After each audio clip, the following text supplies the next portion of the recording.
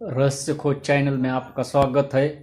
मेरे चैनल पे पहली बार परमाणु बम हमले से कैसे बचे और वो कैसा बनाया जाता है इसके बद्दल मालूमात है, तो भी पूरा हीरो ये आगे का हीरो मेरा पूरा देखिए। जय हिंद, जय भारत।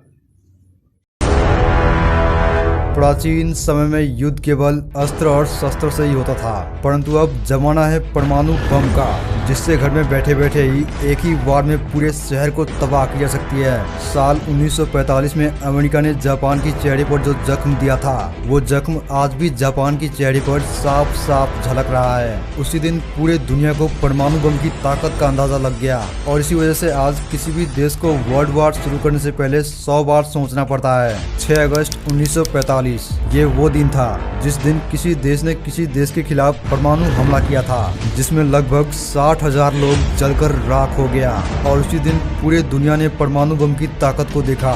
मैं भगवान से यही प्रार्थना करता हूँ कि भविष्य में हम इंसानों को फिर से परमाणु बम का हमला ना देखना पड़े। फिर भी क्या हो अगर परमाणु बम का हमला आपके शहर में हो जाए, तो आप कैसे बचेंगे? आज की इस वीडियो में हम यही जानने वाले हैं, परमाणु बम की हमले से कैसे बचे। उससे पहले आइए जान लेते हैं आखिर ये परमाणु बम कैसे बनता है और ये इतना शक्तिशाली कैसे होता है। परमाणु बम को बनाने के लिए सबसे इम्पोर्टेंट चीज जो यूज की जाती है वो है यूरेनियम। यूरेनियम एक रेडियो एक्टिव एलिमेंट है जिसकी एटॉमिक नंबर 92 है। यूरेनियम प्राकृतिक तौर पर मिट्टियों में पाया जाता है। जो चीज परमाणु बम को इतना शक्तिशाली बनाता है वो यही यूरेनियम है। पहले जो परमाणु बम बनता था वो सिर्फ यूरेनियम से ही बनता था, परंतु अब जो परमाणु बम बनते हैं वो यूरेनियम और प्लूटोनियम दोनों से बनते हैं, जिससे आज के परमाणु बम पहले से काफी पावरफुल होता है। और ये प्लूटोनियम यूरेनियम से ही बनता है जिसकी एटॉमिक नंबर 94 होता है। यूरेनियम कोई मामूली चीज नहीं है। 1 किलो यूरेनियम से 2 crore 40 lakh kilowatt energy release होता है। परमाणु बम की ताकत को टन्स ऑफ टीएनटी में नापा जाता है। टन्स का मतलब है वेट और टीएनटी का मतलब है ट्राइनाइट्रोटॉलरेंस बम, जिसे पहाड़ों को तोड़ने में काम में लिया जाता है। अगर किसी परमाणु बम की ताकत 15 किलो टन ऑफ टीएनटी है तो उस बम की ताकत 15 किलो टन यानी 15,000 टन टीएनटी बम के बराबर होगा। अभी जो आप धमाका देख रहे हैं वो 500 टन ऑफ टीएनटी वाले बम का धमाका है। अब इस बात से आप अंदाजा लगा सकते हैं कि 15,000 टन ऑफ टीएनटी बम का धमाका कितना बड़ा होगा। हिरोशिमा पर गिराया गया लिटिल बॉय नामक परमाणु बम की ताकत 15 किलो टन ऑफ टीएनटी था, यानी 15,000 टन ऑफ टीएनटी का था।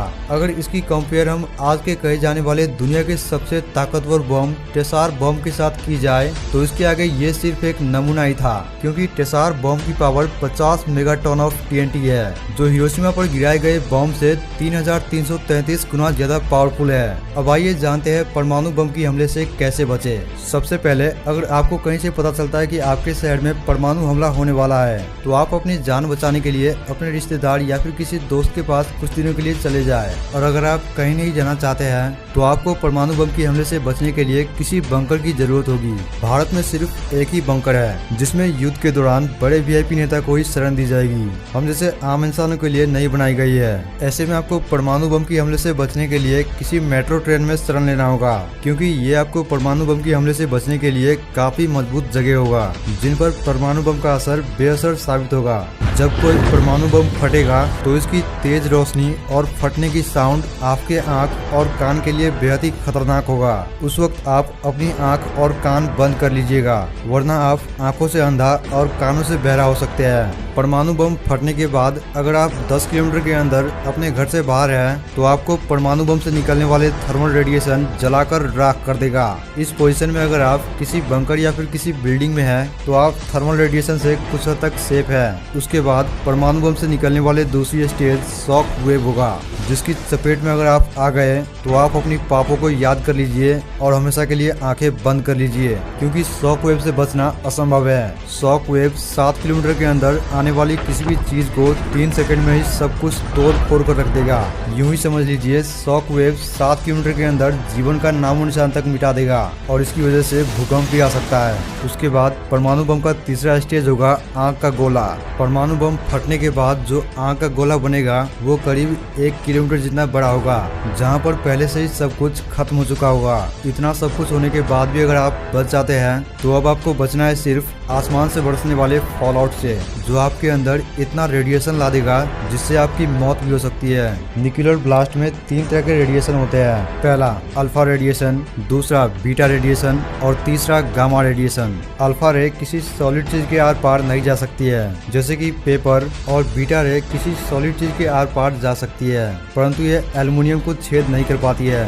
वहीं पर गामा रे पेपर, एल्युमिनियम को छेद करते हुए लीड एलिमेंट को छेद नहीं कर पाता है। अगर आप किसी बंकर या बिल्डिंग में हैं तो आपको अल्फा रेडिएशन और बीटा रेडिएशन से कोई खतरा नहीं है, और अगर आप रूम से बाहर खुले में हैं तो बीटा रेडिएशन आपकी स्किन को जला देगा। इससे भी ज्यादा खतरनाक होता है गामा रेडिएशन, जो आपके स्किन के आर पार होते हुए हड्डी तक जा सकता है और आपके अंदर कैंसर जैसे बीमारी को पैदा कर सकता है। इन सभी रेडिएशन से बचने के लिए तुरंत अपने कपड़े उतार कर स्नान करें और जख्मी है तो फर्स्ट एड का उपयोग करें। अभी आप किसी भी हालात में बाहर निकलने की कोशिश बिल्कुल भी मत करिएगा, क्योंकि बाहर रेडिएशन के साथ साथ तेज धमाके की वजह से भारी तूफान आ चुका होगा। ऐसे में आप 2 हफ्ते या 1 महीने तक उसी बंकर या बिल्डिंग में छुपे रहे। इस दौरान आप कम से कम खाएं और ज्यादातर समय सोकर गुजारे, और जब तक बाहर से आर्मी वाले हेल्प के लिए नहीं आ जाता है तब तक आप कहीं भी जाने की कोशिश ना करें। बाहर से हेल्प की जानकारी के लिए रेडियो का सहारा ले, क्योंकि उस वक्त मोबाइल टावर और नेटवर्क वाले सभी चीजें खत्म हो चुका होगा। रेडियो पर जैसे ही आपको पता चले कि आर्मी वाले आपके एरिया में हेल्प के लिए आ चुका है तो आप बिल्डिंग से निकलकर तुरंत मदद के लिए संपर्क करें, ताकि आपको परमाणु बम से विस्फोट हुए बेसमेंट से बाहर निकाले। आर्मी वाले को आप तक पहुंचने के लिए 1 से 2 हफ्ते लग सकते हैं। इतने समय होने के बाद भी अगर आपको कोई बचाने के लिए नहीं आता है तो आप 1 महीने के बाद बाहर निकल सकते हैं, क्योंकि इतने समय होने के बाद रेडिएशन और तूफान कुछ हद तक कम हो चुका होगा। ध्यान रहे, आपको बाहर निकलने पर उस जगह की तरफ नहीं जाना है जिस तरफ ब्लास्ट हुआ था, बल्कि आपको अपोजिट डायरेक्शन में जाना है। वहाँ से निकलने पर आपको एहसास होगा कि लाखों लोगों में से सिर्फ आप ही एक बचे हैं। उसके बाद आप उस जगह से बहुत दूर चले जाइए, और तब तक उस जगह पर मत आइएगा जब तक वहाँ का रेडिएशन पूरी तरह खत्म नहीं हो जाता। परमाणु बम से बचने के जितने भी तरीके मैंने आपको दिए हैं वो करीब 150 किलो टन ऑफ TNT वाले बम से बचने का तरीका था।